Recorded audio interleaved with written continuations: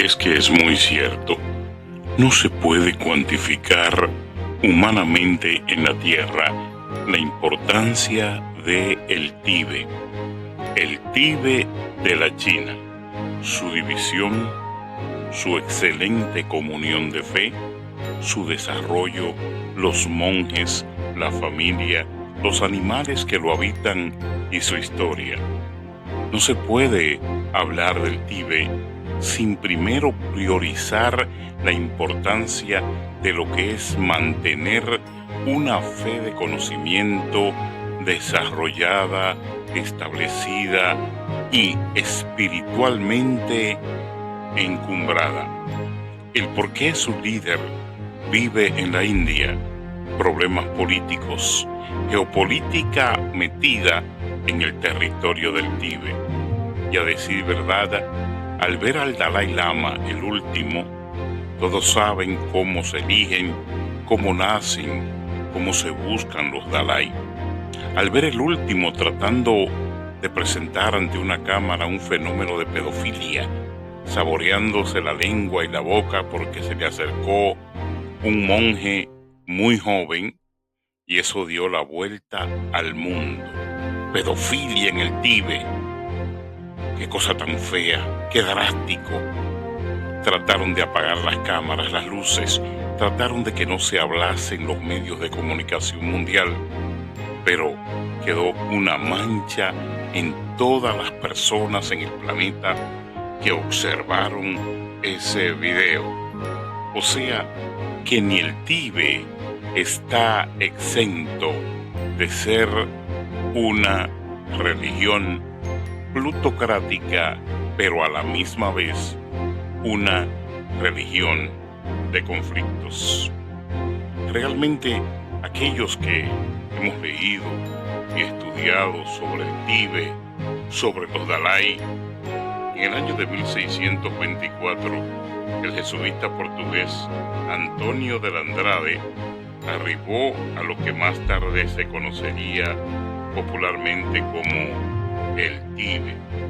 Esta tierra descrita ya desde un primer momento por el propio monje educado como un lugar inigualable de hermosura, fueron poco a poco adquiriendo la imaginación de Occidente de que era un lugar paradisíaco, llamando cada año millones de turistas a sus tierras. El Tíbet se convertiría al golpe de novela y libro de viajes en un lugar ancestral donde cualquiera podía hallar la paz. Cualquiera podía hallar la paz. La seguridad tan marcada fue esa tendencia que aún a principios del siglo XX encontramos en la altura occidental referencias claras a esta concepción de lo que hoy llamamos el Monte del Tíbet.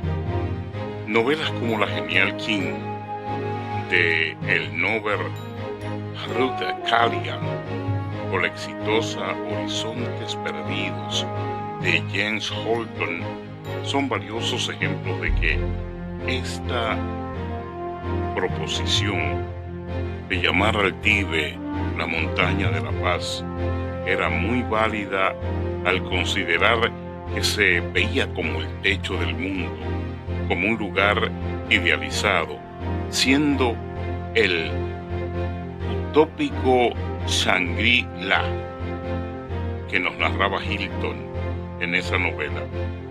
Una de las expresiones más completas de este Tíbet occidental, un lugar oculto en las montañas donde gracias al gobierno de sabios monjes budistas no se conoce el hambre, no se conoce guerra, no se conoce diatriba e inclusive las enfermedades mortíferas creadas por el hombre no han hecho estragos en el Tíbet.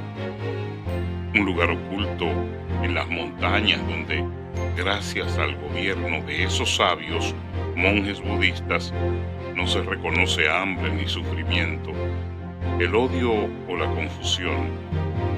En aquellos días de guerra y rumores de guerra, ¿alguna vez soñaste en un lugar donde hubiera paz, seguridad, donde la vida no constituya una lucha, sino un gozo vivo? Rezaba el inicio de dicho premiado escrito, o sea, de esa novela. La obra de James Hamilton sería también llevada al cine en 1937 de la mano de Frank Capra. Esta escena refleja el momento exacto de la llegada a Shangri-La, como le dicen en su lengua natal a el pueblo del Tíbet. Vamos, por tanto, como el Tíbet no era considerado fundamentalmente un lugar geográfico, sino más bien como un conjunto de ideas y representaciones de los sueños europeos, utilizando la terminología de la filosofía y teoría literaria de Edward Shee. El país de las lomas es asumido como una empresa orientalista más. Cuando un occidental viajaba al Tíbet, lo hacía llevando consigo sentencias abstractas e inmutables, las cuales se habían firmado, consiguiendo que los aventureros y pioneros de esos viajes previos pudiesen establecerse y hablarle al mundo de las maravillas de ese lugar llamado el Tíbet.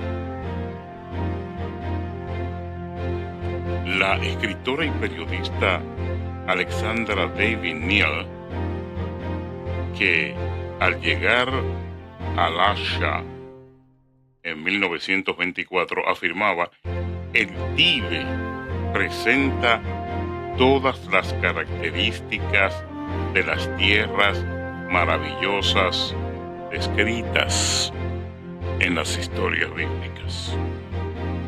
El Tíbet representaba eso, según esta escritora. Sin embargo, ¿era realmente el Tíbet este país de encuentro? ¿Era verídica esa imagen? Se preguntan muchos en unas tierras atrasadas por felices bajo la gobernanza de los lamas y de los monjes. Lamentablemente, hemos de decir que en muchos casos no.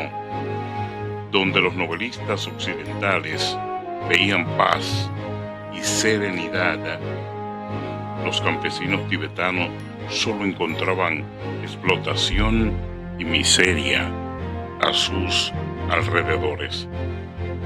Recordemos que en los años previos a la invasión china, liberación, según las perspectivas de Pekín, en 1990, de los tibetanos, el 80% eran siervos sin tierras, entre los cuales la esperanza de vida se situaba en torno a los 30 años y el analfabetismo se encontraba en niveles superiores al 95%. Con estos datos es necesario replantearse esta visión idílica del Tíbet y tratar de esclarecer los orígenes de este sistema social, más que cuestionable. El Tíbet, los monjes, los lamas, la visión política y religiosa para el mundo y también la incursión de China en el territorio, las guerras, los pleitos, hasta el Dalai Lama tuvo que buscar una sede y mudarse a la India, porque en la China, según lo ha dicho él mismo, su vida corre peligro después de más de 4 atentados de muerte de parte del UPC, el Partido Comunista Chino. El Tíbet es tierra libre, según los tibetanos.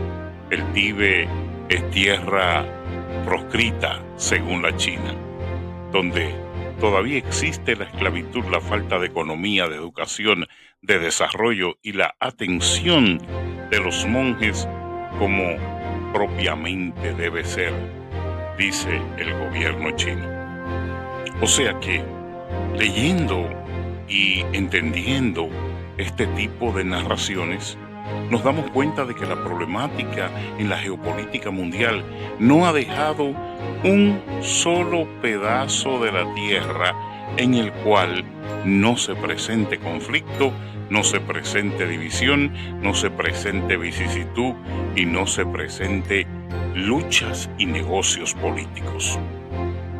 Recordemos que el escritor mexicano Alfredo Jalife ha sido muy claro en su última obra sobre la geopolítica que la Segunda Guerra Mundial fue una guerra de niños comparado con lo que se podría desatar en este milenio en el que estamos. Y le preguntaron por qué.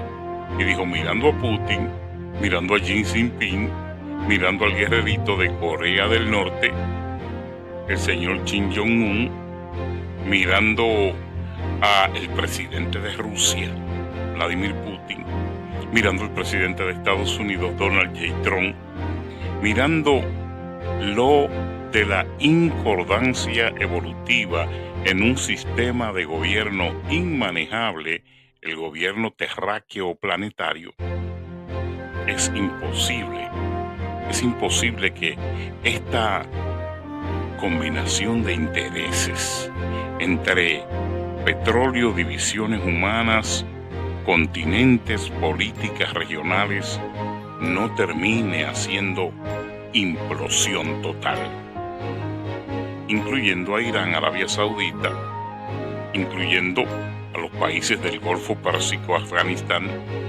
incluyendo a Europa, incluyendo a África, América, Latinoamérica y Europa.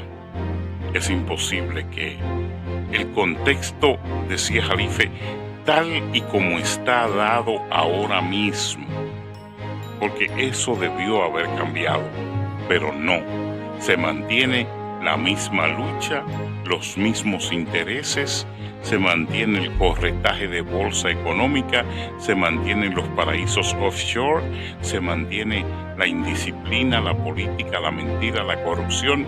Lo único que ha mermado un poco, decía Jalife anoche, es la droga, el consumo y el tráfico de drogas, y eso porque por estos meses al gobierno le conviene. Pero no es que el problema está solucionado. Simple y sencillamente está un poco apaciguado con las intervenciones de Trump en los mares, con la decisión de la política francesa, con la insinuación de los españoles de irse radicalmente a la izquierda y ponerse en contra de las decisiones del presidente de Estados Unidos. La geopolítica no dejó al Tíbet fuera de los hechos y sucesos que hoy le narramos y le contamos.